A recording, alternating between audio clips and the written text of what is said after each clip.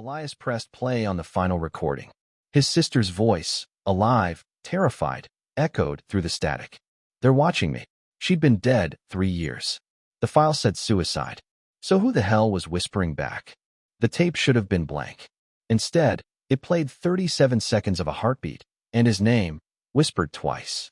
The case was over. The killer was in prison. Then the heartbeat stopped, and the door behind him clicked shut.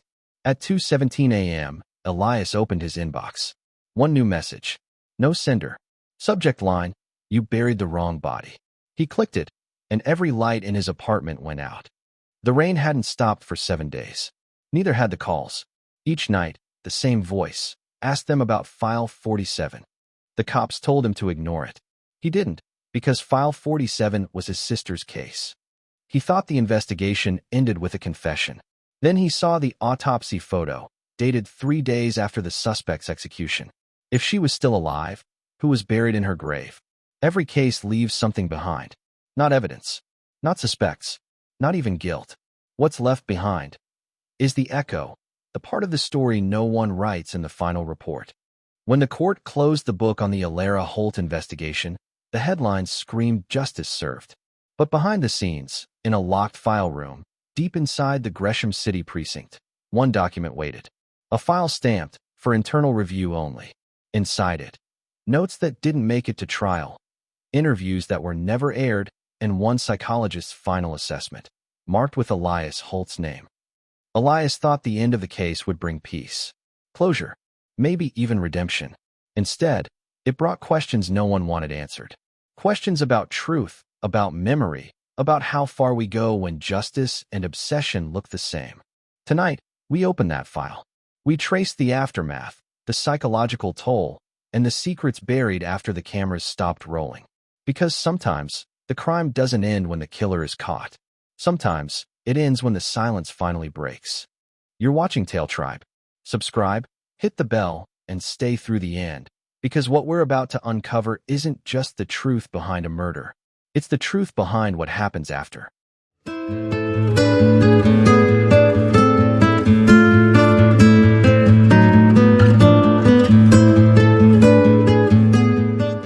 The phone rang at 12:47 a.m., a sound too shrill, too certain for that hour. Mara Ellison sat up in bed before she was even fully awake, her pulse hammering in her throat. Her phone buzzed again on the nightstand, and the light from the screen bled through the darkness of her small apartment. For a moment, she thought it was the hospital, another emergency shift request, another car crash victim she'd have to stitch back together. But the caller ID said Graybridge Police Department. The city outside was a low hum of drizzle and neon. Her blinds quivered from the ocean wind that rolled through the narrow streets below. She reached for the phone with trembling fingers. "Hello." A man's voice, level but rehearsed. "Is this Mara Ellison?" "Yes. This is Detective Carl Hanley with the Graybridge PD. I'm afraid there's been an incident involving your brother, Ryan Ellison." The words settled on her like static. She pressed the phone closer to her ear, half expecting it to be a prank. What kind of incident? There was a pause, too long for comfort, too short for denial. "I'm sorry, Ms. Ellison. Your brother was found unresponsive in his apartment earlier tonight. Paramedics pronounced him dead at the scene. I'm very sorry for your loss." The room seemed to collapse in on itself. Mara didn't respond. She sat there, listening to the rain against her window, the distant hum of a freight train cutting through the industrial district. The detective kept talking, something about procedure, about identifying the body, but all she could hear was the faint sound of her own heartbeat. "No," she said finally, her voice a rasp. "That's not possible. I understand this is difficult," the detective replied. "But we'll need you to come down to Graybridge General tomorrow morning to confirm his identity." Her breath came unevenly. How did he die?" "Preliminary indication is an overdose. We found prescription bottles at the scene, but the coroner will conduct a full examination." The line went silent after she said, "Thank you." Graybridge, 3:14 a.m. Sleep never came. Mara sat at the kitchen table with a cup of coffee that had long gone cold. The city outside was still breathing, sirens in the distance, rain dripping from the fire escape, the glow of the ferry terminal lights faint across the bay. Ryan. She could see his face even now, wide smile, dark hair perpetually messy, eyes always a shade too curious for his own good. He had been the dreamer between them. She, the realist. An overdose? She replayed the detective's words, dissecting them like she did a patient chart. Prescription bottles. Unresponsive. Pronounced dead at the scene. None of it made sense. Ryan didn't even take aspirin unless he absolutely had to. He was disciplined, annoyingly so. 2 weeks ago, they'd met for lunch at Harbor Street Cafe. He'd been distracted, glancing over his shoulder every few minutes. When she asked, he brushed it off, said work was getting complicated. Now he was dead. She picked up her phone again. His last text was from Monday night. "Don't worry, sis. I'm fine. Just tired of all this bullshit at Orpheon." Orpheon Technologies, the company where he'd worked as a systems analyst for nearly 3 years. Something tightened in her chest. By morning, the rain had eased, leaving Graybridge draped in silver mist. The skyline, half glass, half smoke, looked blurred, unreal. Mara drove to Graybridge General Hospital, her knuckles white on the steering wheel. She'd worked here for almost 8 years in trauma and emergency care, but today she parked in the visitor's lot, her badge still clipped to her coat out of habit. The morgue was in the basement, sterile, windowless, humming faintly with refrigeration. A woman from the coroner's office led her through double doors. "Take your time, Ms. Ellison." Ryan lay beneath a thin white sheet. The fluorescent light above him made his skin look waxen, his lips pale. There was a faint mark along his neck, a pressure line, subtle but visible to trained eyes. She leaned forward. "That's him," she whispered. Her voice cracked on the last word. The coroner nodded gently and made a note. Mara's eyes moved again to the faint discoloration at his throat. What caused that? The coroner looked uncertain, possibly from the position he was found in. The preliminary report lists overdose, but the autopsy will clarify. "Can I see his personal effects?" "Detective Hanley has those," the coroner said. "He'll be in touch." Mara turned and left the room. Outside the hospital, the air was sharp with salt and exhaust. She walked until she reached the edge of the Aurora Viaduct, where the city dipped into the old waterfront district. She leaned against the cold railing and watched a freighter crawl through the fog. Her mind felt clinical, detached. Overdose. Prescription bottles. Case closed. But something was off. The mark on his neck, the way he'd been looking over his shoulder 2 weeks ago, the tension in his voice. Ryan wasn't the type to spiral. Someone had done this. Or pushed him there.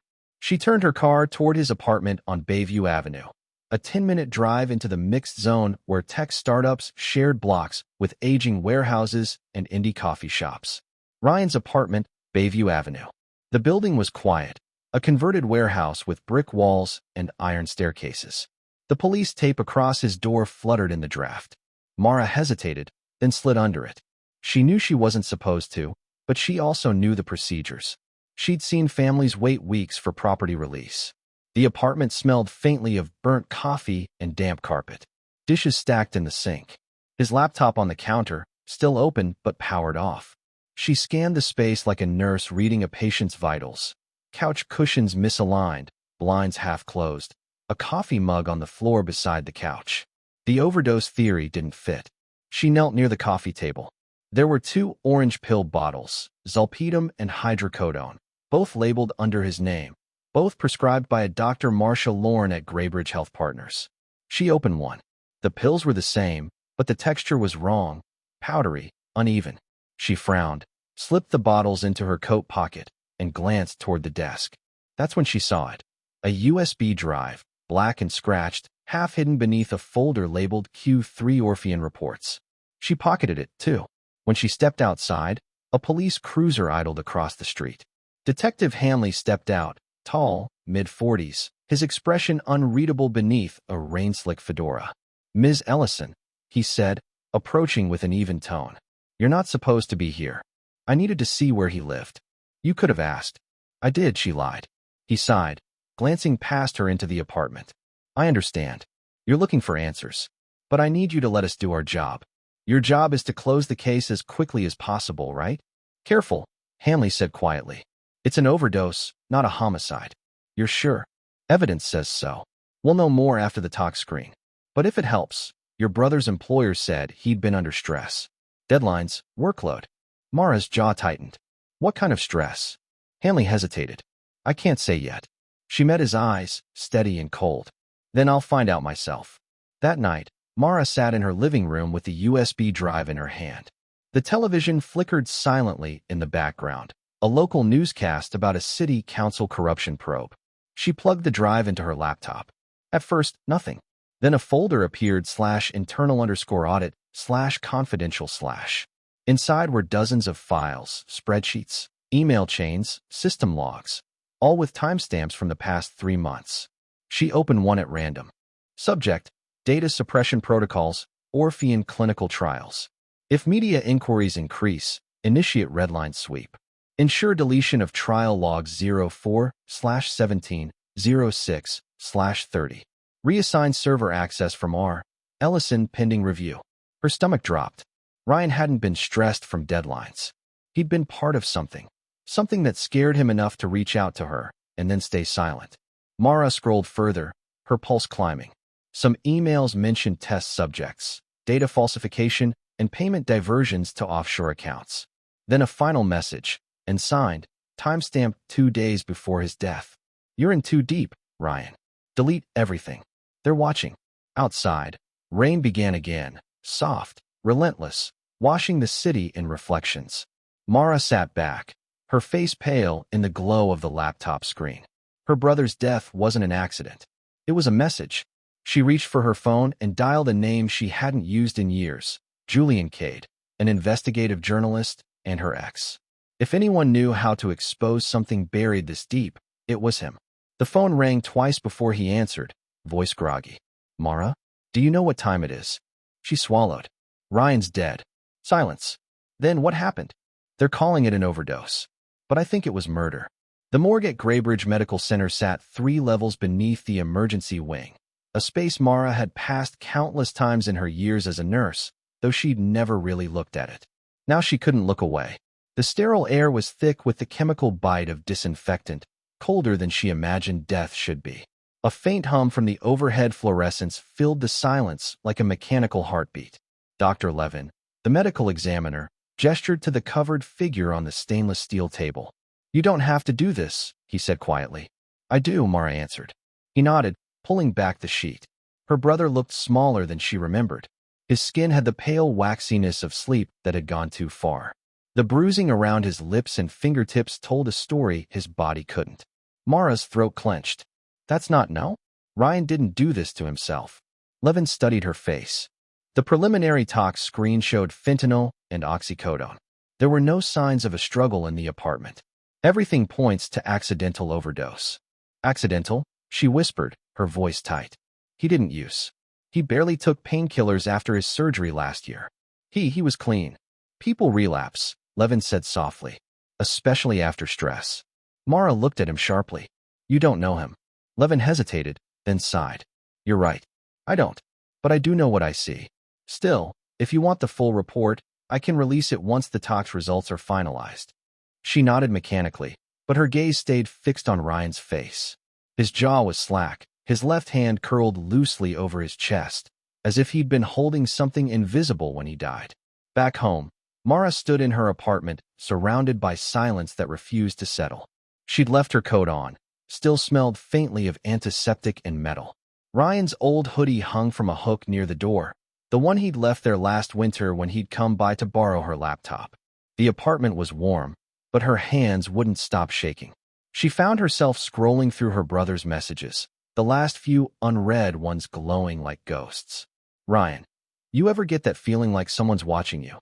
Ryan, Mayor, don't freak out, but I think I messed up. Big time. Ryan, I'll call tomorrow. Promise. Tomorrow never came. Mara's mind raced backward.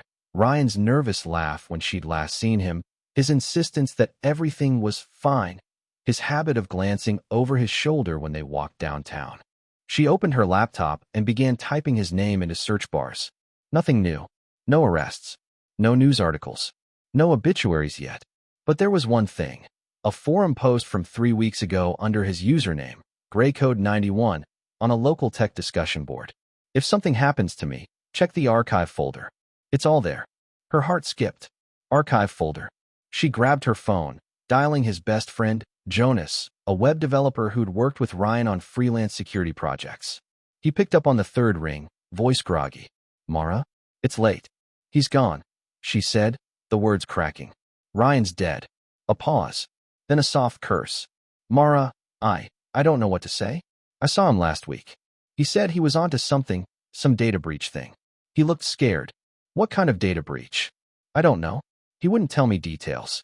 Just said it involved people who don't like being seen. Mara's pulse quickened. Jonas, do you still have access to his computer? Yeah. But, if he's gone, maybe you should let the police. No. Please. He left a message online. Something about an archive folder. Can you find it? Jonas hesitated. Give me a few hours. I'll text you when I have something. Sleep never came that night. Mara sat on the couch with a blanket around her shoulders, staring out the window as dawn crept across Greybridge. The city outside was already alive, the sound of early buses, gulls circling the harbor, and the hum of life moving on, indifferent. When her phone buzzed, she lunged for it. Jonas, found something. You need to see this in person. Don't send over text. Her stomach tightened. Where? Old cafe near the pier. Noon. By noon, the air outside was thick with mist. The cafe was one of those retro diners with chipped paint and the smell of burnt coffee. Jonas sat in the corner, laptop open, dark circles under his eyes. He turned the screen toward her. Your brother was tracking a company called Innocence. On the surface, it's just a data analytics firm, but he found encrypted logs suggesting they were scraping personal health data from public hospital servers. Thousands of patient records. Mara frowned. That's illegal. Yeah, and dangerous. He was digging into who was behind it. He clicked open a folder labeled Archive. Inside were hundreds of files, emails, financial statements, code snippets. One email chain caught her eye. Subject: Asset 47 breach. From unknown sender, VPN masked. 2. Ryan Ellison. You don't know who you're dealing with. Walk away before it's too late. Her breath hitched. He didn't walk away. Jonas nodded grimly. Mara, if what he found is real, it's not just corporate. There's government involvement. He might have stumbled into something way above his clearance. She stared at the screen, the words blurring. So someone killed him. Jonas exhaled. If he was murdered, it won't look like it. These people know how to cover things up. That night, Mara sat on her bed, laptop open, her brother's files mirrored on her hard drive. Every click felt like trespassing into his final hours. She began to map connections, names, dates, IP addresses. Every thread led to a tangle of shell corporations and fake nonprofits tied to Nexalent systems. But one name kept surfacing: Dr. Elias Ward, Director of Data Science at Greybridge Medical Center. Mara froze. She'd seen Dr. Ward that very morning. Her mind replayed the moment at the morgue, Ward walking past with her team, avoiding eye contact. Mara's hands trembled. Could it be coincidence? Or had her brother been silenced by the same institution she worked for? By midnight, the fear in Mara's chest had turned to resolve. She packed a flash drive, slipped on her coat, and left her apartment. Rain streaked the city lights as she walked toward the hospital. The automatic doors slid open, and the familiar sterile air wrapped around her. Every step echoed like a confession. She reached the research floor, dark except for a faint blue glow spilling from under Ward's office door. Mara hesitated, heart pounding. Then she heard it, a faint whir of servers, and the sound of someone typing rapidly. She pushed the door open a crack. Dr. Ward sat at her desk, eyes fixed on multiple screens filled with scrolling code. A transfer window blinked in the corner. Data export, 87% complete. Ward turned suddenly, eyes wide. Mara, what are you doing here? Mara's voice was steady. You tell me.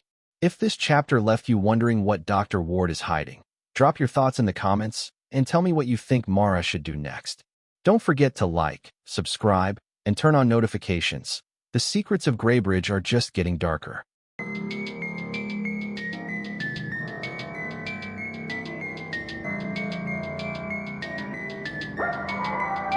The silence between Mara and Dr. Elias Ward stretched like wire, thin, tight, ready to snap. Ward slowly swiveled her chair toward the nurse, standing in the doorway, her face illuminated by the cold glow of her monitor. On the screen behind her, lines of code flickered like a heartbeat. Mara, Ward said carefully, smoothing her voice into calm professionalism. You shouldn't be here. This floor is closed after hours. Mara's hands were clenched at her sides. "You're moving files." From the hospital server. Ward's lips thinned. "Routine data backup." Mara stepped closer. "At midnight." Ward's eyes hardened, but she didn't answer. "I know about Innocence systems," Mara said. The words came out sharper than she intended. Ryan was investigating them before he died. Ward's expression froze for a fraction of a second, just long enough for Mara to see it. Fear. Then Ward stood abruptly. "You need to leave, Mara. Now." Mara's pulse pounded in her ears. "Tell me what he found." "You're grieving." "I understand that," Ward said, reaching for her phone. "But you're crossing a line. I'm calling security." Mara turned and fled before the call connected. Her shoes echoed down the empty corridor, heart hammering so loud she could barely hear herself breathe. By the time she reached her car, rain had begun to fall in earnest, sheets of it, blurring the orange glare of the streetlights. She sat behind the wheel, soaked and trembling, trying to steady her thoughts. Ward's reaction had said everything. Whatever Ryan uncovered, it was connected to Graybridge Medical, and Ward was part of it. The next morning, Mara sat across from Detective Alex Grant at Graybridge PD's homicide unit. He was a man who'd seen too much to be surprised by anything. Early 40s, worn leather jacket, dark eyes that rarely blinked. He studied the photos spread out on his desk, Ryan's apartment, the syringe on the floor, the slumped figure beside the couch. "You're saying you think this wasn't an overdose?" he asked. "I'm saying it doesn't make sense," Mara replied. Ryan didn't use. He was working on something. He told his friend he was scared. He even posted a message online before he died. Grant rubbed his jaw. "I read the report. No signs of forced entry. Toxicology confirmed fentanyl. That's a pretty strong case for accidental." "Then why were his files wiped?" Grant looked up.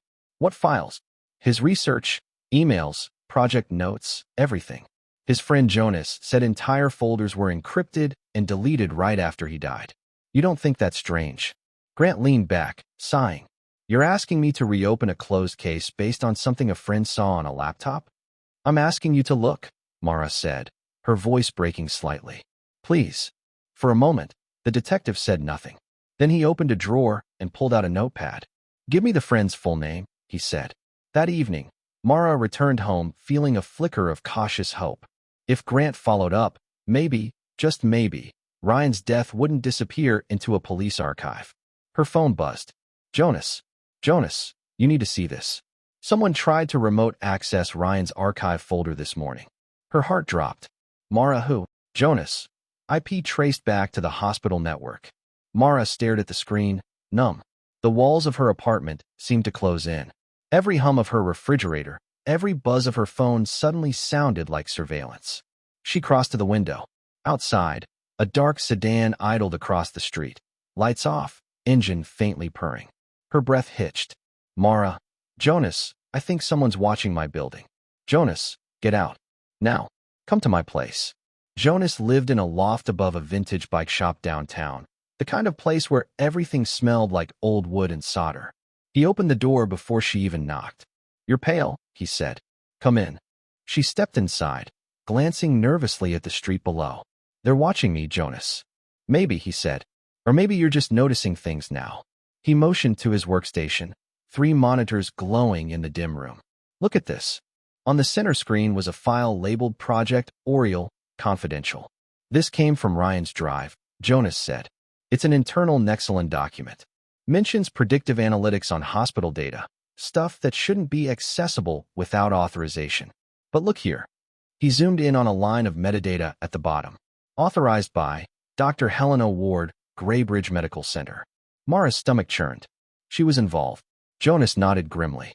"And it gets worse. The algorithm isn't just analyzing patient data, it's predicting behavioral outcomes. Insurance risk, mental health susceptibility, even likelihood of addiction. They're selling predictive profiles to private investors." Mara stared at him, horrified. That's people's lives." "Exactly. And Ryan found out.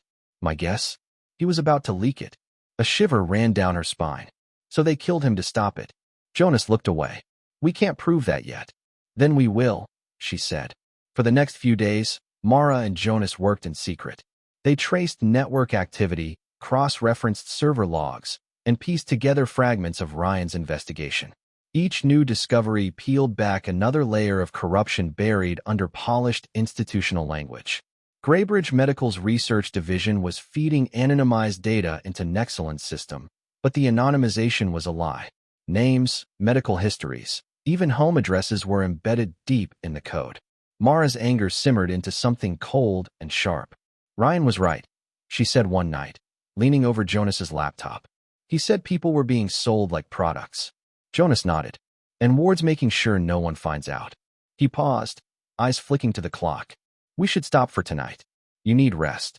But Mara couldn't rest. Every time she closed her eyes, she saw her brother's face. Calm, resigned, like he'd known he wouldn't get out alive. She whispered into the dark, I won't let them bury you too. The next morning, she returned to work. Everything looked normal. Nurses making rounds, patients chatting quietly, Ward striding down the hall with a clipboard. But the normalcy felt like theater. Mara watched Ward enter her office and close the door. She waited 5 minutes, then slipped into the research lab next door, pretending to check a patient record. The system terminal there was still logged in under Ward's credentials. Her pulse spiked. She plugged in her flash drive and began copying Ward's encrypted files. At 42%, a warning flashed, unauthorized transfer detected. Security notified. Mara yanked the drive free and slipped it into her pocket just as footsteps thundered down the corridor. Step away from the terminal, a security officer barked. Her hands trembled. I was updating patient logs. You're coming with us. If you were holding your breath during Mara's escape, hit the like button. Laptop computer fire, what do you think's on that flash drive? Truth or a trap? Drop your theories in the comments and don't forget to subscribe. The security office was buried deep in the hospital's sublevel, a concrete maze of dim lights and the hum of old ventilation ducts. Mara sat in a metal chair, her soaked coat clinging to her shoulders. The flash drive in her pocket felt like a live wire, the one thing separating her from Ryan's ghost. 2 officers stood outside the glass door, talking in low voices. One of them glanced back at her occasionally, eyes suspicious, curious. A third person entered the room. Chief of Security, Paul Harker, a former cop with a chest like a filing cabinet and a face that looked carved from concrete. He closed the door behind him and leaned against the table. Miss Ellison, he began, his tone casual but measured. You want to tell me what you were doing in a restricted lab using Dr. Ward's credentials? Mara forced her voice steady. I was checking a patient record. The terminal was logged in. I didn't realize it was restricted. Harker arched an eyebrow. You expect me to believe that? The system flagged a file transfer to an external device. Her mouth went dry. That's a glitch. The terminals have been buggy lately. He smirked slightly, then crossed his arms. Dr. Ward says you've been acting erratically since your brother's death. Showing up after hours, asking inappropriate questions about the hospital's research programs. Dr. Ward is hiding something, Mara said sharply. My brother died because of it. Harker's smirk vanished. That's a serious accusation. So investigate it. He leaned closer. You're lucky she's not pressing charges for data theft. Go home, Miss Ellison. Get help if you need it. And stay out of restricted areas. He stood, opened the door, and gestured toward the hallway. Mara walked past him, every step deliberate. She could feel his eyes following her. Not just his, but the cameras above the ceiling panels, the sensors that hummed faintly whenever she moved. They were watching. Outside, the afternoon sky over Greybridge was bruised with rain clouds. Mara's phone buzzed again. Jonas. Jonas, did you get it? Mara, yes. But they caught me. Jonas, Jesus. Are you okay? Mara, I don't know. I'm coming to you now. By the time she reached Jonas's loft, she felt like her skin was electric. She shut the door behind her and finally let her breath collapse. Jonas took the flash drive from her, plugging it into an isolated laptop with no network access. Let's see what's worth getting arrested for. Lines of encrypted code filled the screen. Jonas's fingers danced across the keyboard. This is tight, he murmured. Ward used double-key encryption with remote verification. But look, he tapped the screen. Metadata confirms the files were modified within the last 24 hours. Meaning she's covering tracks right now. Mara leaned over his shoulder. Can you decrypt it? I can try. But if we access the wrong file, it'll trigger a trace. Then don't trigger it. Jonas smirked faintly. No pressure. For the next hour, The room was filled with the low hum of servers and the soft click of keys. Rain lashed the windows in rhythm, like the city itself was holding its breath. Finally, the screen blinked. A document opened. Project Oriole, Phase 3 Deployment Plan. Mara scanned the first few lines, her pulse climbing. Phase 3 authorizes the predictive analytics model for direct integration into municipal infrastructure systems. Cross-reference patient, financial, and behavioral data streams to optimize urban resource allocation. Ensure suppression of whistleblower communications through legal or operational means. Her stomach turned. They're integrating it with city systems. That's not research, that's surveillance. Jonas nodded grimly. Predictive policing. They're using medical data to identify high-risk individuals before they even commit crimes. She backed away, horrified. That's unconstitutional. Yeah, and you know what else? Jonas clicked open another file. Ryan wasn't the only one who tried to expose it. A photo filled the screen. A man in his late 50s, thin, sharp-featured, wearing a city badge, Dr. Nathan Cole, former data compliance officer. He filed a complaint 2 years ago, Jonas said. Claimed Nexelin and Graybridge Medical were colluding to bypass data ethics laws. The complaint vanished. Cole resigned and disappeared 6 months later. Mara's voice was a whisper. They erased him. And now they erased Ryan. She sank into a chair, staring at the screen. Then we can't go to the police. If Nexelin's connected to the city, they'll bury this. Jonas nodded. We need proof that can't be denied, something public. Later that night, Mara couldn't sleep. She sat on the edge of Jonas's couch, scrolling through her phone, staring at old photos of her brother, him grinning with a coffee mug, laughing at something off-screen. Then a soft noise pulled her from the memory, the sound of gravel outside the window. She froze. A shadow moved across the glass. Then another. She stood slowly, heart pounding. Jonas, she whispered. Before he could answer, the window shattered inward. A masked figure lunged through, grabbing her by the arm. Another followed, slamming Jonas against the wall. Give us the drive, a voice barked. Jonas swung wildly with a wrench from his desk, connecting with one attacker's shoulder. The man grunted and dropped back. Mara broke free, snatching the flash drive from the desk and bolting for the door. Run, Jonas shouted. She sprinted down the stairwell, boots slapping the metal steps. Behind her, footsteps thundered, closer, faster. She burst into the alley, rain slicing her face like needles. A black SUV blocked the street. She darted sideways, down a narrow passage between buildings, lungs burning. The attackers followed. One grabbed her jacket. She twisted, ripping free, nearly slipping on the slick pavement. At the end of the alley, she spotted a service door. Locked.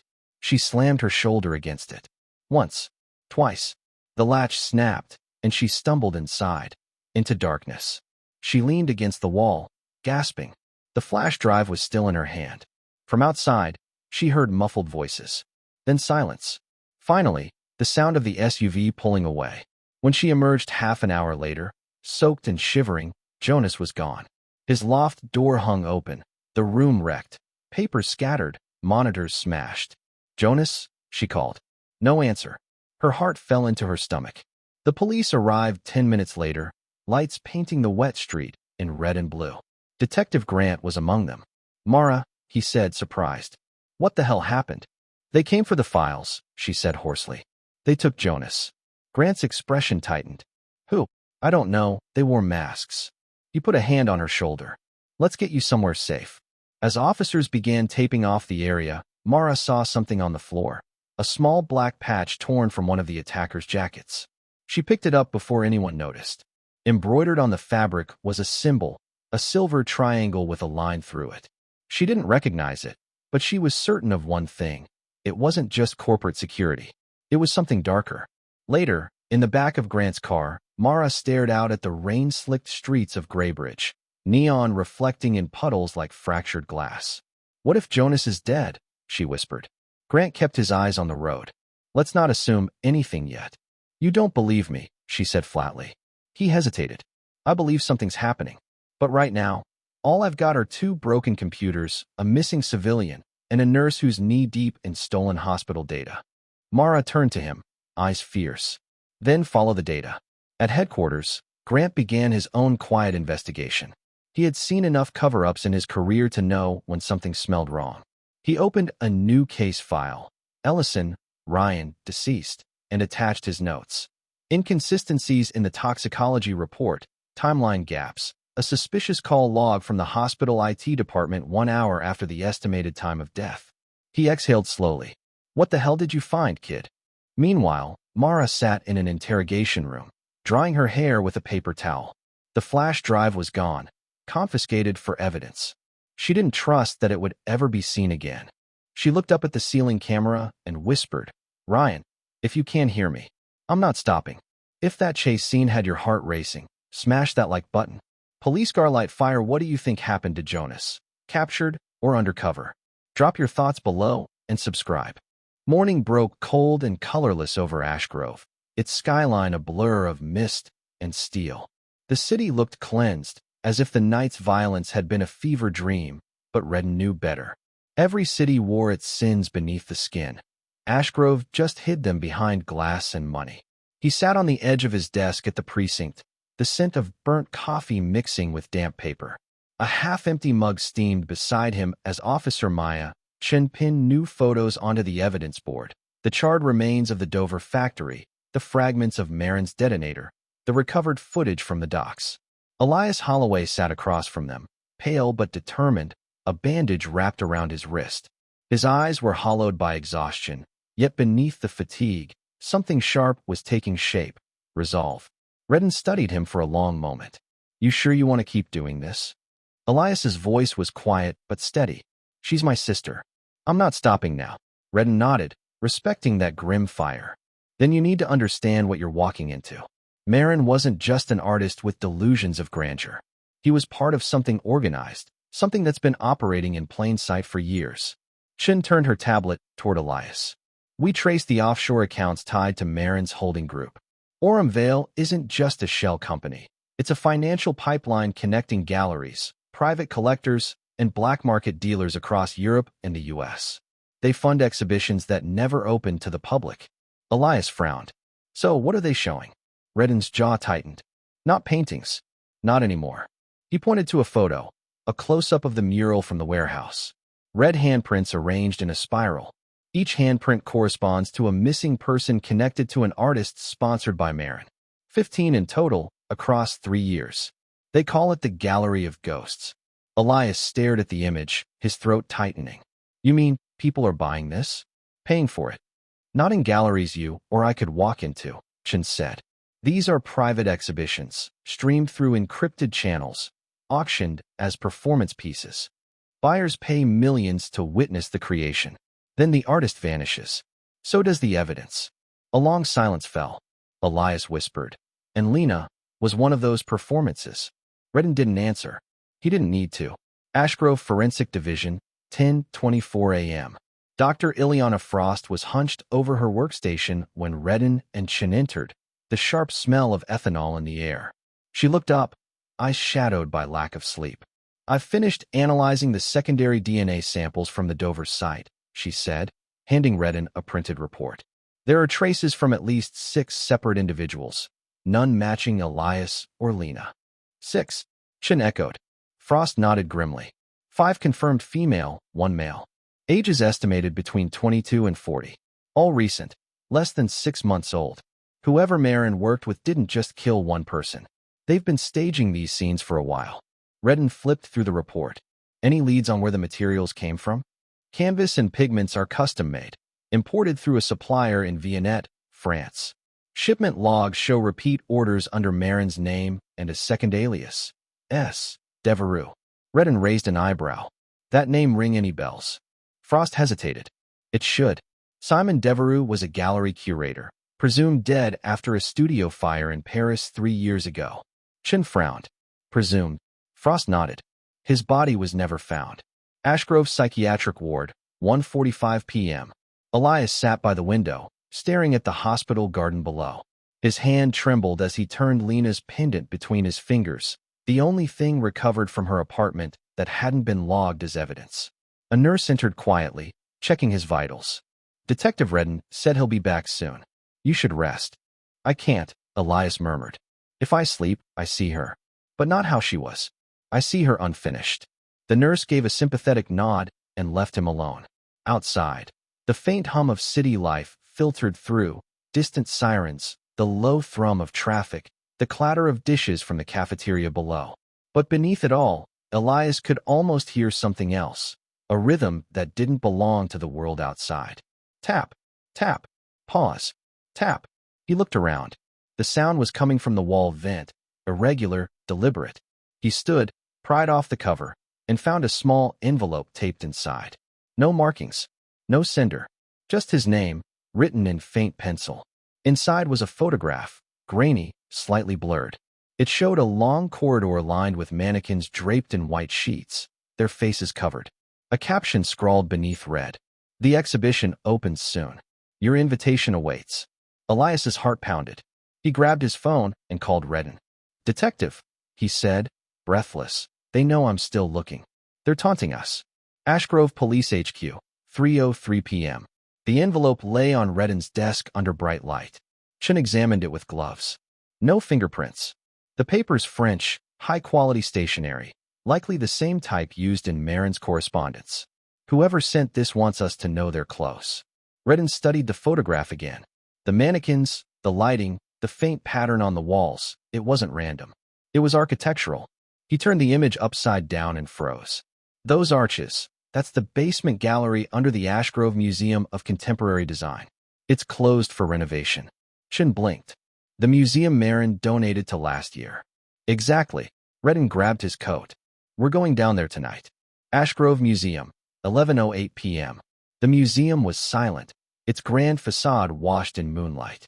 Inside, the renovation scaffolds stood like skeletons in the dim corridors. The basement level was sealed behind a padlocked gate marked "Authorized Personnel Only." Redden cut the lock. The door groaned open. They descended into darkness. The air grew colder, damp, metallic. The beam of their flashlights caught dust motes swirling like ghosts. Then, at the bottom of the stairs, a door, slightly ajar. Redden pushed it open. And there it was. A gallery. Rows of mannequins draped in linen, exactly as in the photograph. But as Chun moved closer, the truth hit her like a physical blow. These weren't mannequins. They were people, preserved in layers of wax and pigment, standing upright, eyes sealed under translucent film. Their mouths were covered in gold leaf. Redden's breath caught. Jesus. He stepped forward, scanning each figure. Every plaque bore a name, or part of one, etched in Latin. Pulchritudo ex mortis. Beauty from death. Then, at the far end of the room, a sound, the faint whir of a camera. Someone was still here. Redden spun, flashlight cutting through the dark. For an instant, he saw a silhouette in the doorway, tall, wearing a mask of white porcelain, before it disappeared into the shadows. He gave chase, boots pounding the floor, chin close behind. The figure darted through the maintenance tunnel, ducking into an elevator shaft. Redden reached it just as the gate slammed shut. The elevator began to rise. Through the wire mesh, he saw the mask tilt slightly, as if smiling. And then the voice, distorted through the echoing shaft. "You're only seeing the first collection, detective. The next one begins in Vienna." The elevator vanished into the dark.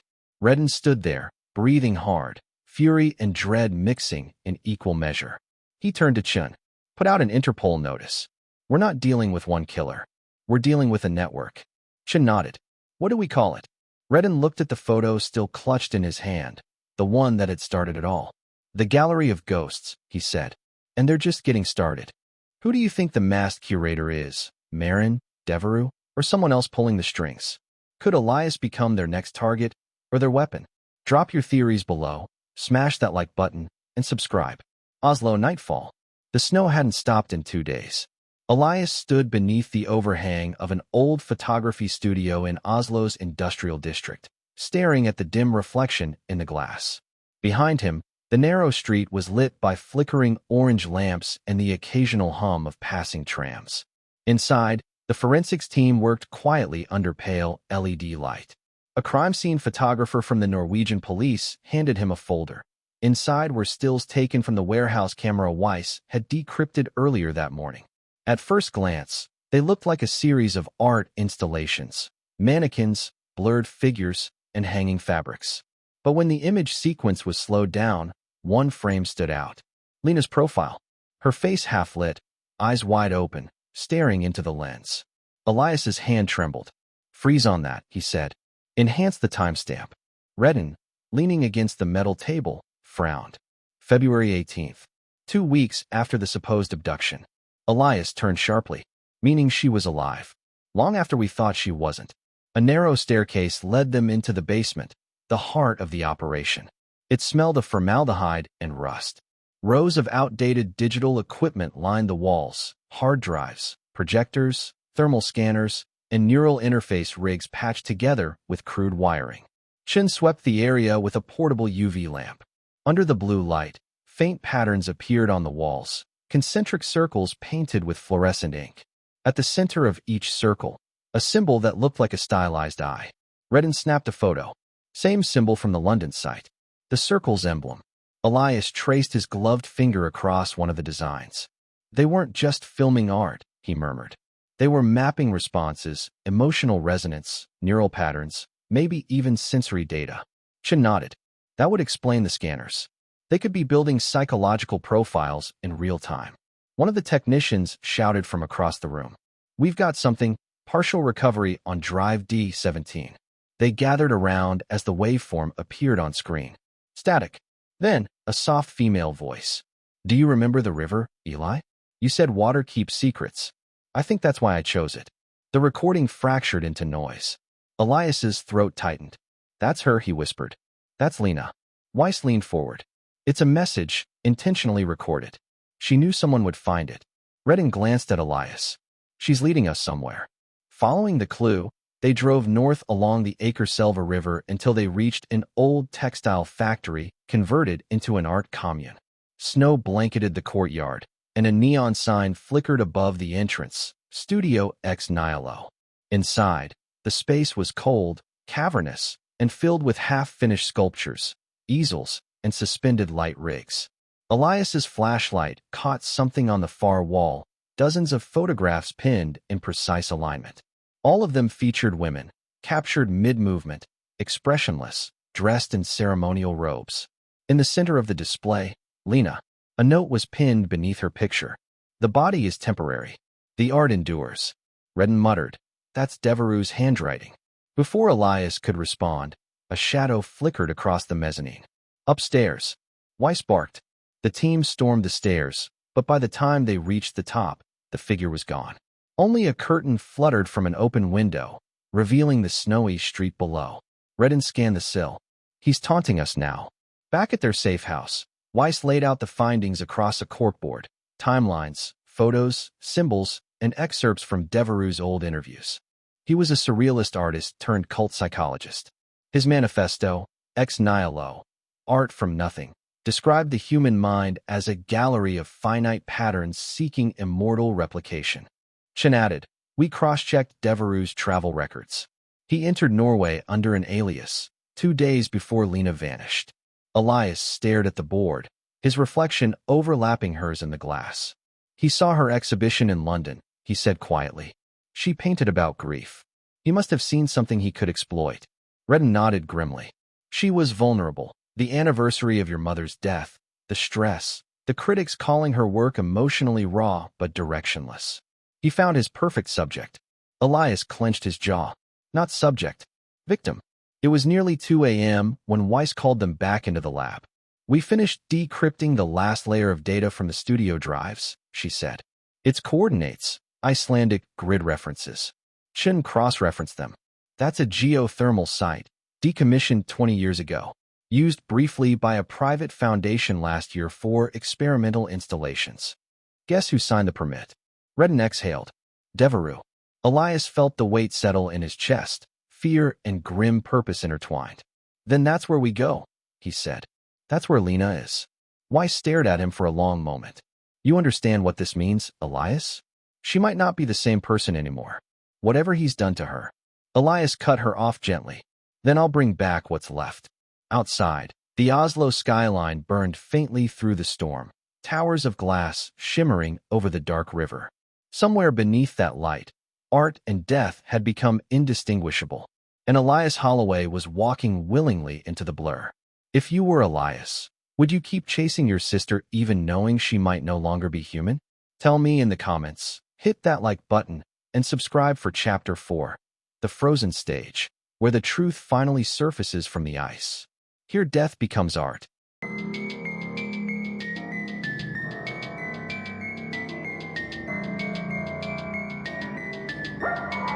Snow drifted like ash through the quiet streets of Oslo, coating the city in a deceptive stillness.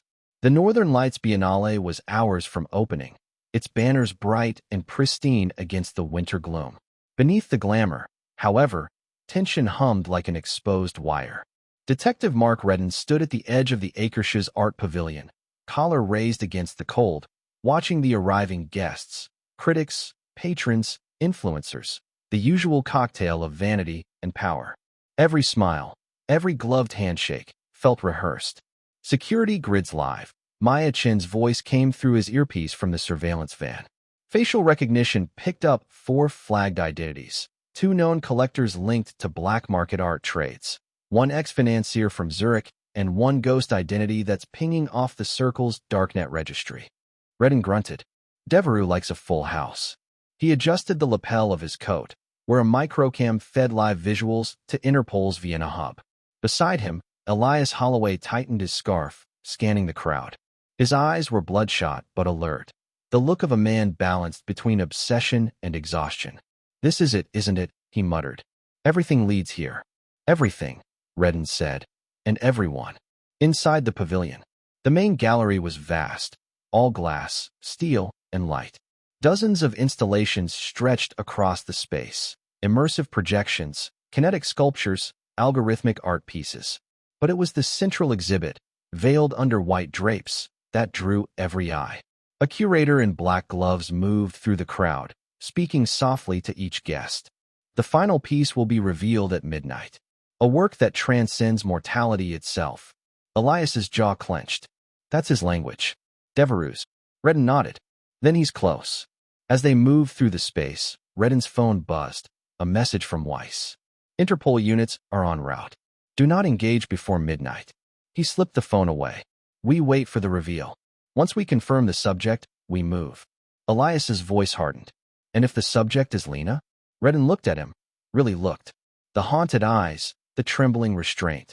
"Then we end this," he said. Oslo Forensics Bureau, 8:14 p.m. Across town, Chin monitored satellite feeds and intercepted communications from the Circle's encrypted network. Her screen flashed. A packet labeled Project Lumen just went live. She opened the stream. Blueprints, a layout of the pavilion, and a chilling note in red font. Lumen, reanimation of presence, 12 witnesses, 1 subject, 3 minutes of divinity. "Redden," she said over comms, voice urgent. "It's not just an exhibition. It's a live ritual. They've wired the central installation with medical-grade electrodes and nitrogen systems. They're going to stage a death, a reverse one." Redden's voice was calm but tight. "You're saying they're going to kill someone on stage? Or pretend to resurrect them," Chin said. "Either way, the setup is lethal." Back at the pavilion, by 11:47 p.m., the air had shifted. The crowd had thickened, their chatter softer now, anticipation palpable. The stage was lit in pale blue, the draped installation glowing faintly beneath the spotlights. The auctioneer appeared again, the same voice as in Vienna, but this time his mask was white, unmarked. "Ladies and gentlemen," he said, "we gather not to watch death, but to witness transformation. The artist, unseen, divine, dedicates this work to the lost and the unremembered. Tonight, we become their memory." The drapes fell. A glass chamber stood revealed, filled with mist. Inside, a woman lay motionless, eyes closed, dressed in ivory silk. Electrodes traced her arms. Elias's world froze. "Lena," he breathed. Redden's hand shot out, gripping his shoulder. "Not yet." But Elias was already moving. Redden cursed under his breath. "Chun, we're compromised. Units en route. 90 seconds." Elias climbed onto the stage as guests gasped, their shock curdling into confusion. He slammed his hand on the glass. Lena, wake up." The woman's eyes fluttered open, faintly, weakly. Then a voice crackled over the PA. You should have stayed home, Elias. It was Devereux. Hidden projectors flared, painting his face across the pavilion walls. Calm, beautiful, terrible. You came for truth. But truth is creation, Elias. She understood that. You still do not. As he spoke, the nitrogen lines hissed. The chamber began to frost over. Redden drew his gun. Everyone get down. But before he could fire, the power cut, plunging the gallery into darkness. Then came the screams. When emergency lights flickered back on, the chamber was shattered. The woman inside, gone. Glass littered the floor like diamonds. Elias stood trembling amid the chaos, blood streaking his palms from where he'd tried to break through. Redden scanned the room.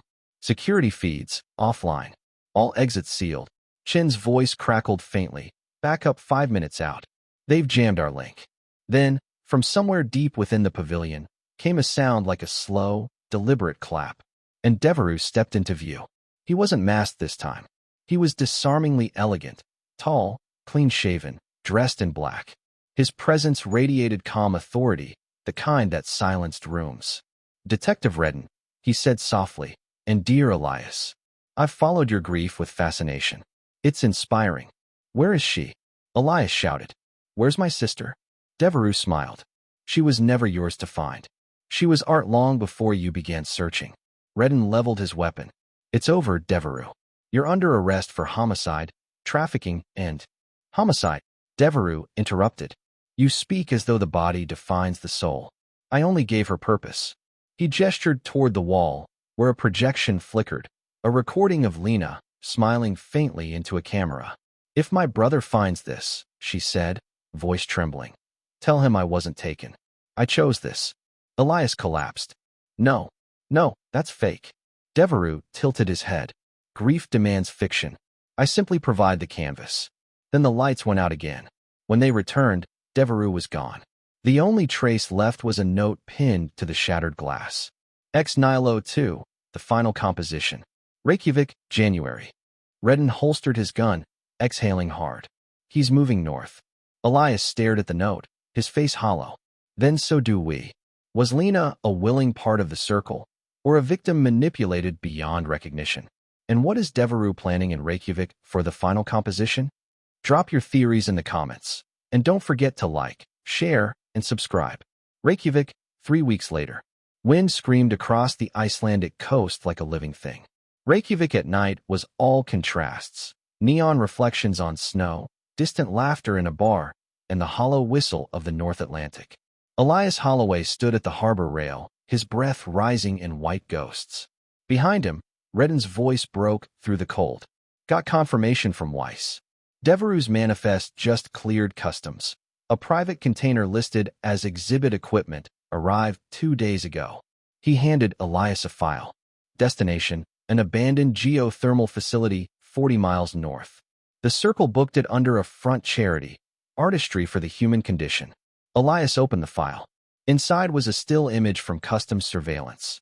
Devereux, unmasked, guiding a crate onto a truck. He's getting sloppy, Elias said. No, Redden replied, eyes on the icy horizon. He wants us to find him. This is his finale. The highway stretched like a scar across the snowfields, endless and silent. The police escort was minimal. Weiss insisted on discretion. Only Redden, Elias, Chun, and a tactical unit from Oslo rode in convoy. Inside the SUV, Elias stared out the window, replaying Lena's video over and over. Each time, the same haunting certainty. She wasn't being forced. She was calm. I can't figure it out, he muttered. Why would she say that? She knew what they did. Redden kept his eyes on the road. People in cults believe they're ascending, not dying. Devereux doesn't just recruit, he indoctrinates. Then she's gone, Elias whispered. Redden hesitated. Maybe not. Forensic imaging from the Oslo footage showed microscarring around her temples. Neural interface points. There's a chance Devereux's been using bioelectric mapping, synthetic consciousness reconstruction. Elias turned sharply. You're saying he digitized her? I'm saying he thinks he did. They reached the geothermal plant just before dawn. It loomed out of the ice like a sleeping beast. Concrete ribs, black smoke stacks, vents spilling white vapor. The main building's windows glowed faintly, unnatural against the dark. Thermal scans show at least 6 heat signatures, Chin said, checking her tablet. One large chamber at center, probably where he's staging the exhibit. They breached the side entrance, silent, methodical. The interior was a strange blend of laboratory and art studio. Metal tables, canisters, wires, medical scanners beside marble busts. A faint melody echoed through the corridors, Debussy's Clair de Lune. Always with the theatrics, Redden muttered. They reached the main hall. At its center stood a massive cylindrical structure of glass and ice, connected to a web of cables and monitors. Inside, suspended in frozen fluid, was a human form. Elias stepped forward. Lena. Her body floated in cryogenic suspension, eyes closed, hair drifting like silk in the blue light. Electrodes traced her temples, pulsing faintly. On a nearby monitor, lines of code flickered across the screen. Lena _1.0, cognitive echo rendering complete. Redden scanned the machinery. He's mapped her neural patterns into a digital replica. But the system's still live. Someone's maintaining it. As if on cue, the overhead lights dimmed. And from the darkness above, a voice descended. Don't you see? She never died, Elias. She became eternal. Devereux emerged from the catwalks, dressed in a white thermal coat, a faint smile on his face. Elias raised his gun. Turn it off. Now. Devereux stepped closer, unafraid. You think death is the end? That's your flaw. She wanted this. She called it liberation, shedding the body's decay for art's permanence. Redden moved to flank him. Save the poetry. You're under arrest. Devereux laughed softly. And what will you charge me with? Resurrection? Then, with a sudden movement, he pressed a handheld control. The cryogenic fluid began to drain. Elias! Redden shouted. They rushed forward as alarms screamed. The glass split with a crack like thunder, spilling vapor and fluid across the floor. Elias broke through the remaining ice, catching his sister's limp body as it fell into his arms. Lena! Lena, breathe! He yelled, pounding her chest. Nothing. Then, faintly, a gasp. Outside, emergency lights strobed across the snow as medics loaded Lena into a helicopter. Her pulse was weak but present. Redden stood nearby, watching Devereux being led away in cuffs, still calm, still smiling. You can cage me, he told Weiss, but you can't cage transcendence. She said nothing. Elias walked past them without looking, his face unreadable. He climbed into the chopper beside Lena, gripping her hand as the rotors began to spin. Through the glass, Redden watched the siblings rise into the pale dawn, 2 figures framed against an endless expanse of white. 3 weeks later, Ashgrove. Lena lay in a hospital bed, her body recovering but her mind distant. Doctors called it post-resuscitation dissociation. Redden called it a haunting. Elias sat beside her every day, reading from her old sketchbooks, hoping for recognition. Sometimes, she would blink slowly and whisper fragments, half-sentences, abstract phrases. The light was warm. He said I'd never fade. Do you remember the river, Eli? He would smile through the tears and say, yeah, I remember. Months later, an anonymous video surfaced online under the title Ex Nihilo, Completion. It showed the Icelandic facility, empty, silent, and a single figure walking down its hall. Not Devereux. Lena. She turned toward the camera, her expression calm, eyes glowing faintly in the dark. You tried to save me, she said softly. But I was never lost. Art doesn't end. It evolves. The feed cut. Interpol traced the upload to a proxy in St. Petersburg. The source? Unidentified. Redden watched the footage on repeat, his reflection flickering in the screen. Then he closed the file, exhaled, and muttered to himself. Some ghosts don't want saving. Was Lena truly brought back, or did Devereux's digital echo become something else entirely? Do you think Elias will ever find peace? Share your theories in the comments. And don't forget to like, subscribe, and turn on notifications for the epilogue and bonus case files breakdown coming next.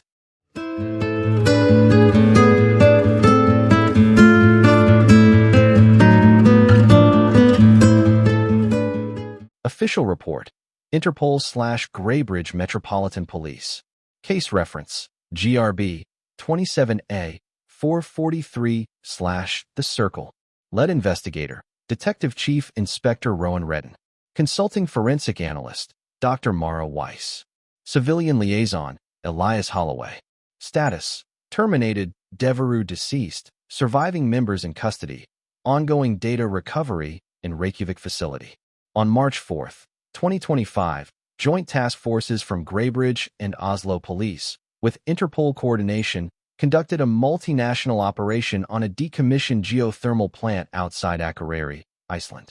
The facility, operating under the alias Project Ecliptic, was discovered to house a fully equipped neurocinematic laboratory, combining neuroimaging, chemical sedation, and immersive projection technologies. 23 individuals, primarily artists and research volunteers, were identified as participants or victims. Among them, Lena Holloway, presumed deceased as of February 2024, found in a catatonic but stabilized state. Recovered footage suggests subjects were subjected to sustained audiovisual manipulation designed to trigger deep emotional resonance while under mild neurosuppressants. Data logs revealed Devereux's hypothesis. If art is the expression of the human soul, then recording emotion itself is immortality. Neural scans show progressive identity dissolution among participants, effectively reducing higher cognition while preserving reactive emotional states. In simpler terms, they became living canvases. Alexander Devereux deceased, self-inflicted gunshot wound upon entry. Lena Holloway transferred to Greybridge Medical Neuropsychiatric Unit, status: responsive but nonverbal. Remaining members detained, pending trial under international psychological ethics and human experimentation laws. Estimated 14 terabytes of visual/audio logs under forensic encryption. Extract: psychological assessment, Lena Holloway. Evaluator: Dr. Mira Callan, MD, PhD, neuropsychiatric specialist. Date: April 7, 2025. Subject: Lena Holloway, F., 29 years old. Observations: patient displays intact reflexive awareness but impaired semantic recognition. When exposed to stimuli from her own artwork, mild galvanic response is recorded. During controlled auditory playback of her own voice from recovered recordings, she exhibited tear response and slight hand tremors. Evaluators note: there are signs of residual identity beneath the trauma-induced dissociative shell. Recovery may require re-establishing emotional continuity rather than memory recall. She recognizes the feeling of being Lena before she recalls the fact. Personal notes: Weiss, DM. We entered that facility expecting a massacre. Instead, we found a museum. Every wall projected memory fragments: laughter, water, pain, playing endlessly, looping like a prayer. Devereux wasn't preserving life. He was curating despair. Elias stood there, silent, surrounded by his sister's voice. And for the first time, he didn't cry. He just listened. Extract: field memo, Redden. You can't close a case like this and go home. You pour a drink, stare at your reflection, and wonder which of your memories would have been harvested first. The world calls him a madman. But there's a part of me that knows he was only following a thread the rest of us ignore: the hunger to be remembered. Elias Holloway's statement, filed June 2025. Elias sat in his apartment, overlooking Greybridge Bay. The rain fell in fine sheets against the window, turning the skyline into a watercolor blur. He'd been back for a month. Lena was alive, but the word alive no longer carried its full weight. He began recording his statement for Weiss's post-case archive. When I first got the call, that midnight call, I thought death was the worst thing that could happen. But I was wrong. Death ends the story. This keeps it playing on repeat. Devereux believed pain was truth, that art without suffering was decoration. He wasn't wrong about the power of emotion, but he mistook imprisonment for preservation. My sister doesn't speak, but when I read to her the poem she wrote, she blinks in rhythm. Sometimes her hand twitches on the last line. Maybe that's all art ever was, someone trying to prove they still exist. He stopped the recorder. The city hummed quietly beyond the glass. In the corner of the room, a canvas leaned against the wall. Lena's last unfinished painting, a figure dissolving into light, the brushwork trembling like static. Elias approached it slowly and added one final stroke, a thin, white line connecting the figure to the horizon. Completion, he whispered. Then he turned off the light. Case files addendum, final remarks. Subject: the circle, defunct. Filed: August 2025. Remarks. The investigation remains closed, but residual digital copies of Devereux's work have appeared on private servers. Ethical recovery teams are tracking illegal reproductions under Article 47B of the Neurocreative Act. Recovered quote from Devereux's final notebook. The mind fears silence because silence reveals the truth that we were always alone. The quiet isn't absence. It's aftermath. Every scream, every brushstroke, every heartbeat leaves a trace. Invisible but permanent. I used to think truth was something you uncover. Now I think it's something you learn to live beside. The circle tried to make eternity out of emotion. But eternity doesn't need witnesses. It just needs us to remember and move on. He looked at the horizon, the rain dissolving the city lights into a soft haze. Somewhere in the distance, a siren echoed. Faint, familiar, like a memory refusing to die. He smiled just barely. If you've followed Elias's journey to this point, drop your thoughts below. Hit like to keep this story alive, and subscribe for future investigations where truth meets obsession.